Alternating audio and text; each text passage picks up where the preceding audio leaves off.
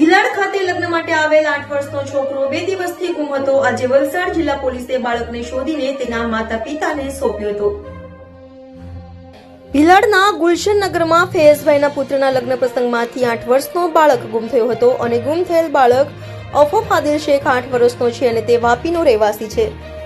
બાળકની શોધમાં 2 દિવસથી પરિવારજનો અને સંબંધીઓ ચિંતામાં મુકાયા હતા. આખરે બાળક ગુમ થયાની ફરિયાદ ભિલાડ પોલીસમાં નોંધાઈ. વલસાડ જિલ્લા પોલીસ સામાન્ય નાગરિકો અને ડ્રોનની મદદ લેવામાં આવી. આખરે બાળક આજે હાઈવે પર CATP પ્લાન્ટ નજીકની ગીચ ઝાડીઓમાંથી સલામત મળી આવ્યો હતો. બપોરના સમયે બાળક મળી આવતા તેને તાત્કાલિક હરિયા હોસ્પિટલમાં લઈ જવામાં આવ્યો હતો, જ્યાં તબીબોનું કહેવું છે કે બાળક સ્વસ્થ છે. હવે બાળક લગ્ન સમારંભથી 12 કિલોમીટર દૂર વાપીમાં કેવી રીતે આવ્યું તે અંગે પોલીસ તપાસ કરી રહી છે. જિલ્લા પોલીસ દ્વારા ઝાડીઓમાં ડ્રોનની મદદ લેવામાં આવી રહી છે. બાળકને સ્વસ્થ હાલતમાં જણાતા પરિવારજનોએ રાહતનો શ્વાસ લીધો હતો. હવે બાળક સ્વસ્થ થયા બાદ તેની પાસેથી માહિતી લેવામાં આવશે. 2 दिन पहले हम लोग के वहाँ शादी थी. शादी में ये अफाफ आदिल खान घूम गया था और 2 दिन के बाद अभी मिला है और पुलिस प्रशासन का बहुत अपने को सपोर्ट मिला है और हम लोग के गांव के बच्चे लोगों का भी बिलार का तनौली का सबका बहुत का सपोर्ट मिला है और मिल गया है. कितने दिन के बाद? 2 दिन के बाद मिला है जमन गंगा. बच्चे की हालत कैसी है? बच्चे की हालत अभी हरिया हॉस्पिटल में उनको रखा गया है ICU में. 2 घंटे के लिए बोले हैं साहब ने 2 घंटा रखना पड़ा. कैसे मिला ये बच्चा? अभी तो साहब लोग ने मेहनत किए थे उसके ऊपर, पुलिस वाले का बहुत सपोर्ट मिला अपने को. किस पे था बच्चा? कुछ बोरी में हुआ था? नहीं, गिरा हुआ था. गोनी वहाँ साइड पे पड़ी थी, एक पैर से अंदर था. कितना खुशी महसूस करते हैं? अपने को तो बहुत खुशी है, अपना बच्चा मिल गया, अपने को बहुत खुशी है. क्या लगते हैं? मैं उनका चाचा लगता हूँ.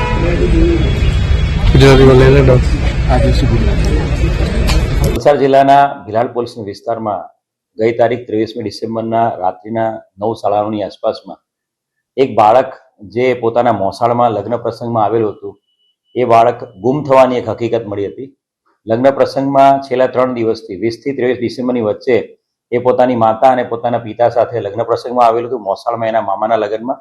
અને ત્યાં જે જમણવારની જે પ્રસંગ હતો એમાં 9:30ની આસપાસ 23મી ડિસેમ્બરે એ બાળક ઘરવાળાઓને મળી આવેલ નહીં, જે બાબતે તાત્કાલિક ભિલાડ પોલીસ સ્ટેશન સામેની સાઈડ જ છે ત્યાં 11:30 વાગ્યાની આસપાસ એ લોકો પહોંચ્યા હતા. લોકલ લેવલે શોધખોળ કર્યા બાદ પોલીસ સ્ટેશનમાં રાત્રે જ માઇનોર દીકરો છે, સગીર વયનો દીકરો છે, એટલે તાત્કાલિક ગુનો દાખલ કરવામાં આવ્યો હતો. અને છેલ્લા 2 દિવસથી crime branch, SOG, Vapi town, Vapi GIDC અને ડુંગરા પોલીસ સ્ટેશન તમામ પોલીસ સ્ટેશનની ટીમો ભિલાડ પોલીસ સ્ટેશનની ટીમ સાથે સતત મદદમાં હતી, સતત સંપર્કમાં હતી. અલગ અલગ જે વિસ્તાર છે ગુલશનનગર ભિલાડનો, ત્યાં આખા એરિયામાં થરલી સર્ચ એન્ડ કોમ્બિંગ કરવામાં આવ્યું હતું. તમામ અવાવરૂ પ્લેસીસ પર ચેક કરવામાં આવ્યા હતા. તમામ રેલવે સ્ટેશન, તમામ બસ સ્ટેશનના CCTV ફૂટેજીસ ચેક કરવામાં આવ્યા હતા.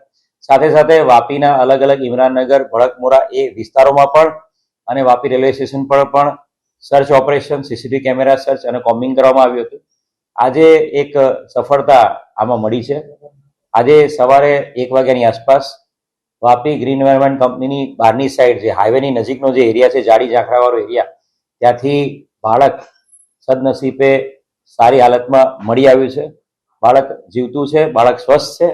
બાળકને તાત્કાલિક હરિયા હોસ્પિટલમાં એડમિટ કરવામાં આવ્યું છે અને ત્યાંની આગળ સારવાર ચાલુ છે. બાળક કયા સંજોગોમાં ગુમ થયું હતું અને બાળક કોની સાથે ગયું હતું, આ તમામ દિશામાં હાલ પોલીસ તપાસ કરી રહી છે. અને બાળક જ્યારે બોલી શકવા માટે અને પોલીસ સાથે પૂછપરછ કરવા માટે એની હેલ્થ બરોબર હશે ત્યારે ડૉક્ટર સાહેબની મંજૂરી આધારે એ બાળકની ચાઇલ્ડ વેલફેર ઓફિસર અને મહિલા અધિકારીની હાજરીમાં એના માતા પિતાની હાજરીમાં પૂછપરછ કરવામાં આવશે અને વધુ આગળની કાર્યવાહી હાથ ધરવામાં આવશે. Thank you.